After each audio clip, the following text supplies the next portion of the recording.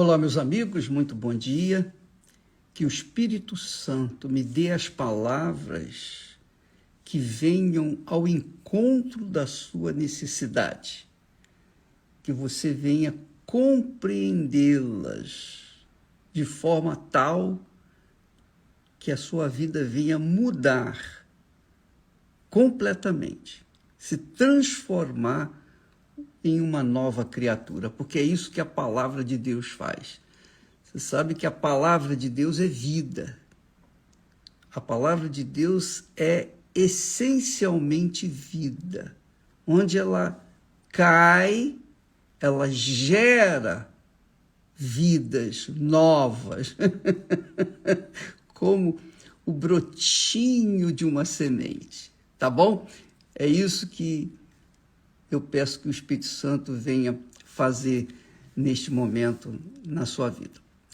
Olha só, nós falamos ontem aquilo que está escrito lá em 1 Coríntios, que o que se ajunta com o Senhor é um mesmo Espírito. O que se agrega ao Senhor, né? Em espanhol tem uma palavra forte que diz assim, o que se aferra, o que aferra-se ao Senhor, quer dizer, o que se liga com o Senhor, que se casa com o Senhor, que se entrega ao Senhor, que se cola com o Senhor, o que se combina com o Senhor, o que se ata com o Senhor, é um só, um mesmo Espírito. É o casamento. É o casamento. Olha só.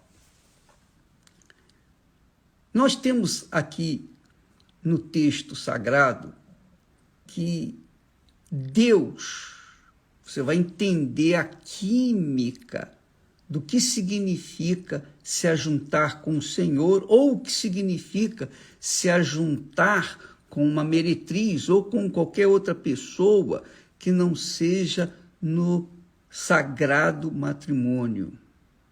Fora do casamento, fora do sagrado matrimônio, o matrimônio sagrado, quer dizer, oficial, então você sabe que passa a ser algo impuro. É algo impuro, porque o casamento é sagradíssimo, é a instituição mais sagrada na face da terra. Você sabia disso? Então, o que se ajunta com o Senhor se torna o mesmo Espírito com Ele, que é o que Deus faz através, ou fez, com a instituição do casamento. Ele fez o homem e do homem fez a mulher para que um fosse do outro, para que um se ajuntasse com o outro e viesse a trazer, ou fazer uma humanidade de acordo com o que é justo, o que é perfeito, o que é santo, o que é sagrado, o que é limpo. E foi assim que Deus iniciou a humanidade. Então, Deus, amiga e amigo, fez, preste atenção, Deus fez o ser humano perfeito, perfeitíssimo, conforme a sua imagem e semelhança, quer dizer, perfeitos. O homem foi perfeito. Adão e Eva eram perfeitíssimos. Eles eram perfeitos no espírito, na alma e no corpo. E a perfeição deles era tal... Bacana, isso é demais. A perfeição deles era tal que até podiam caminhar juntos com Deus no jardim do Éden. Porque Deus é perfeito, ele jamais iria caminhar com alguém imperfeito, não é verdade? Então, Deus, por conta da perfeição, porque o ser humano foi a obra-prima de Deus, a obra maior de Deus. Ele fez os céus, a terra, tudo perfeito. Mas o ser humano foi a obra-prima dele. Ele colocou ali nesse ser humano a sua imagem e semelhança. Ele não colocou a imagem dele nos céus, ele não colocou a imagem dele na terra, nos mares, embora você veja com uma beleza indescritível, mas ele colocou a imagem e semelhança dele no homem, no ser humano, Adão e Eva. Então podiam andar juntos, de fato, que Deus descia, saía do trono dele lá nos céus e vinha andar, caminhar, passear junto com Adão e Eva no jardim. Como eram perfeitos Adão e Eva, não é? Pois bem, Deus fez ou projetou o que era perfeito para você, para mim, para todos nós. Pensa comigo. Se, presta atenção, se Adão e Eva não tivessem desobedecido à voz de Deus, não tivessem se rebelado contra a palavra de Deus, então Adão e Eva iriam gerar filhos perfeitos. Olha só que maravilha! Adão e Eva iriam gerar filhos perfeitos e toda a humanidade seria perfeita. Você já pensou nisso? Imagine agora. Imagine você. Não haveria a figura da morte. A morte não existiria. A mentira não existiria. O que há de errado nesse mundo não existiria. Então, a raça humana seria perfeita. Não haveria ninguém com defeito físico, ninguém ficaria velho, e muito menos careca. Já pensou? Não haveria a morte física, nem a morte espiritual. Não haveria a mentira, traição, divórcios, separação, doenças, enfermidades, pandemias, enfim, não haveria o mal na raça humana. O mal não estaria casado com a raça humana.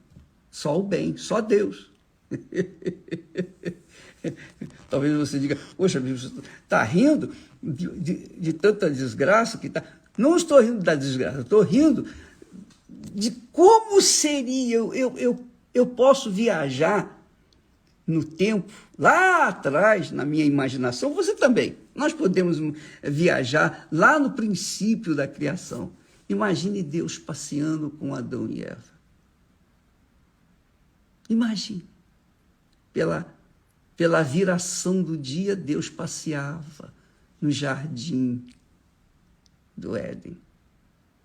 Você já imaginou, minha amiga e meu caro amigo, se não houvesse o pecado, até hoje Deus estaria passeando com a humanidade. Imagine todos os seres humanos. A gente nasceria perfeito, né? A gente não teria necessidade de fazer nenhuma cirurgia plástica para melhorar o nariz, os lábios, para fazer implante de cabelo, não é? A gente não teria vaidades, não é? A gente não estaria envolvido com nada que é mal, que é nocivo, que é perverso. Então todo mundo seria puro, todo mundo seria inocente, ninguém conheceria o mal, ninguém conheceria a morte, ninguém conheceria qualquer que seja mal na face da terra, tudo seria perfeito. O que seria, sabe o quê? O céu na terra. O céu na terra. O céu na terra seria o homem, o ser humano, aliado com Deus, casado com Deus, ajuntado com Deus. Agora você começa a entender aqui o sentido de que o que se ajunta com o Senhor é um mesmo Espírito. Dá licença, deixa eu beber um pouco d'água. Isso é muito grandioso. Porque quando Deus fez Adão e Eva, eles eram perfeitos, não tinham doença, não tinha feiura, não tinha defeito, não tinha verruga, não tinha defeito. Todos eram perfeitíssimos. Ninguém envelheceria, ninguém teria rugas, ninguém teria doenças, enfermidades, moléstias, problemas, aborrecimentos. Ninguém seria vítima de traição, de mentira, de engano. Ninguém estaria na pornografia, ninguém estaria mergulhado em depressão, ansiedade, nervosismo, mentiras. Ninguém estaria envolvido com qualquer coisa que afetasse a perfeição de Deus em nós. Mas uma palavra do diabo fez com que Eva se deixasse levar, se corrompesse, e ela passou a corrupção dela, o mal, para o seu marido, Adão. E os dois começaram no pecado. Diz o texto sagrado, olha só, minha amiga e meu caro amigo, presta muita atenção. Diz que e ouviram a voz do Senhor Deus, quer dizer, Adão e Eva ouviram a voz do Senhor Deus. Mas onde eles estavam? Eles estavam escondidos. Mas eles ouviram a voz do Senhor Deus que falava: ei, Adão, onde é que está você, Eva? Deus passeava pelo jardim, pela viração do dia, buscando, cadê Adão e Eva? Ele sabia de todas as coisas, sabia que eles estavam escondidos, que estavam que haviam pecados, mas Deus mesmo assim foi. Então, onde estava Adão e Eva? Eles estavam escondidos. Está aqui escrito: e esconderam-se Adão e sua mulher da presença do Senhor Deus entre as árvores do jardim. Que é o que acontece hoje. A humanidade tenta se esconder de Deus, tenta finge que Deus não existe. Que Deus é balela. E se esconde, ou tentam esconder os seus pecados, suas mentiras, seus enganos, suas traições, suas corrupções, suas imoralidades. Tentam esconder com fantasias, com as fantasias que o mundo oferece. Quer dizer, o mundo do mal, o mundo do diabo. Antes não havia mal, a figura do mal não existia, só do bem. Então, Adão e Eva podiam andar com Deus, conversar com Deus, dialogar com Ele. Imagine Caim e Abel, se nascessem naquela altura, cheios de perfeição. Não haveria assassinato, não havia morte. Como que um poderia matar o outro? Não havia morte, não havia inveja. Todos eram ofertas puríssimas para Deus. Seriam ofertas limpas, puríssimas, que santificaria o nome do Senhor Deus. Mas o pecado veio. E com o pecado, toda a raça humana foi contaminada. Diz o texto sagrado que, como por um homem entrou o pecado no mundo, um homem, está dizendo aqui, um homem era Adão e Eva. Eles são um só corpo. Eram um só corpo. Por um homem entrou o pecado no mundo, e pelo pecado entrou a morte, quer dizer, o diabo. Deus é o doador da vida, o diabo é o doador da morte. Então, o diabo foi passando para todos os homens. Por isso, todos pecaram. Então, contaminou Adão e Eva, o pecado contaminou, porque o pecado é um espírito. Não sei se você sabia, mas o pecado é um espírito. O pecado fala, o pecado suscita desejos, o pecado sugere, o pecado faz ofertas aparentemente extraordinárias. O pecado é um espírito. Então, o pecado entrou em Adão e Eva e toda a raça humana já nasce no pecado. Então, qualquer que seja a criança, por mais inocente que seja, ela já carrega consigo o DNA de seus pais, que é o DNA do pecado. Então, todos pecaram. Não existe santo. Não existia pecador. Até o momento que Adão e Eva caíram em pecado, então toda a raça humana nasceu no pecado. Então, veja bem, Deus criou o corpo humano, Deus criou o ser humano para viver com ele por toda a eternidade. Ele, o ser humano, era a glória de Deus na terra. O ser humano, com corpo, era para santificar o nome de Deus. Então, quando o apóstolo Paulo, orientado pelo Espírito Santo, diz: não sabeis que o que se ajunta com a meretriz faz-se um corpo com ela? Então, qualquer que seja o relacionamento sexual, existe o relacionamento conjugal. O relacionamento conjugal é sagrado, é santíssimo, é santo. Deus criou um para o outro. Deus criou a porca para o parafuso e vice-versa. Então,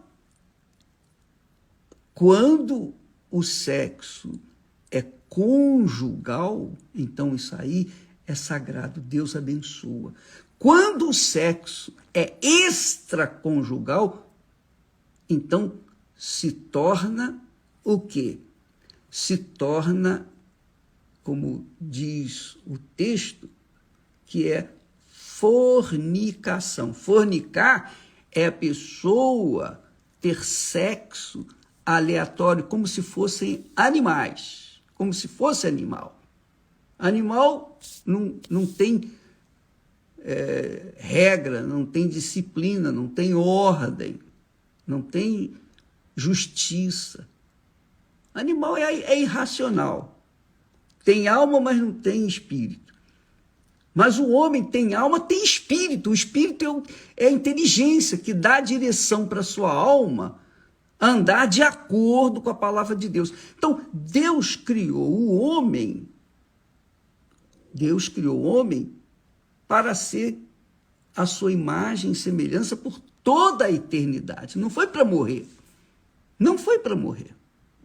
Mas, por causa do pecado, ele perdeu essa glória de ser puro, santo. E, obviamente, perdeu o direito de andar com Deus. Mas preste atenção, Deus ainda quer resolver esse problema do pecado. Ele já resolveu com Jesus, porque ele criou o homem para a glória dele. Ele criou o homem para a glória dele. O homem perdeu essa glória. Então, o que ele fez? Ele enviou o filho dele para dar a vida, a alma dele, para salvar a alma humana. Então, quem aceita Jesus como Senhor, quem se rende a Jesus, quem se submete ao Senhor Jesus, por isso que na Igreja Universal nós temos lá bem estampado no alto, Jesus Cristo é o Senhor. Então, quem se submete ao senhorio do Senhor Jesus se torna servo. E quando ele se torna servo, o Espírito do Senhor Jesus vem e faz morada nele. Então Deus fez o corpo para ser santificado através desse corpo. Esse corpo se corrompeu, então ele enviou o seu filho Jesus para dar a vida dele, para resgatar esse corpo. O corpo, eu quero dizer, espírito, alma e corpo. Mas quem se rende, quem se submete à palavra de Deus, quem continua ouvindo a palavra de Deus, como era antigamente que Adão e Eva ouviam a palavra de Deus e se mantinham perfeitos por algum tempo, se mantiveram perfeitos. Então, quem ouve a palavra de Deus, então, e obedece, claro, não é só ouvir, não é só saber, não é só ter conhecimento, mas obedece, segue, então, esse é resgatado do inferno deste mundo, do pecado deste mundo. E aí, o próprio Deus, na pessoa do Espírito Santo, vem e faz morada nele, nessa criatura, através do Espírito Santo. Por isso que ele diz, o que se ajunta com o Senhor, quer dizer, o que se casa com o Senhor, é um mesmo Espírito. Um mesmo Espírito. Agora, como que uma pessoa pode se ajuntar com o Senhor estando imunda, impura? Não dá. Primeiro ela tem que ser purificada, primeiro ela tem que ser lavada, primeiro ela tem que ser santificada, primeiro ela tem que ser separada do mundo e viver em função, de acordo com a vontade de Deus.